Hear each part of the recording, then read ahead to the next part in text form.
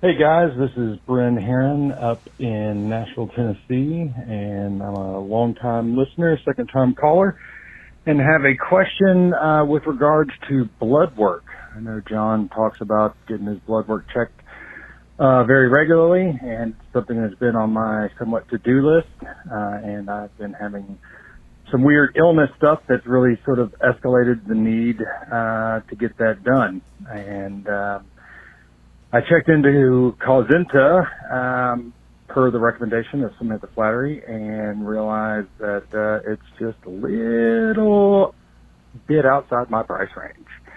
So I wanted to get your takes on alternatives to getting blood work checked, mainly what type of blood work needs to be done and what main markers to look for, possible solutions for cost effectiveness with regard to that, and what to look for in someone to interpret those results and making the corrective measures. So thanks, guys. Appreciate it. Hope to hear from you. Thanks.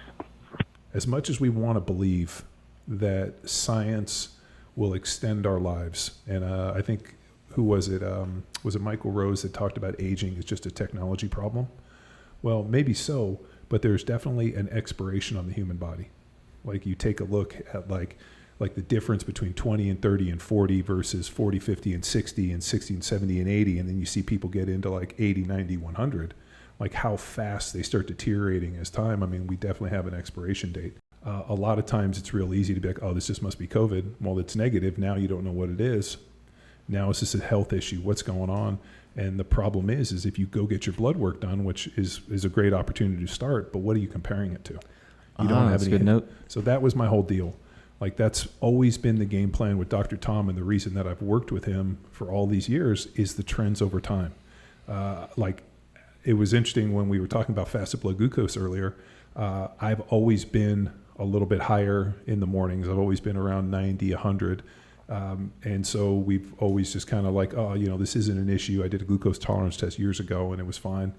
But it's been kind of like something that's kind of weighed on me a little bit. So I got the constant glucose meter and strapped it on, and I've been looking at it. And like there's times like most of the day, especially at night, I'm like in the 70s and 80s.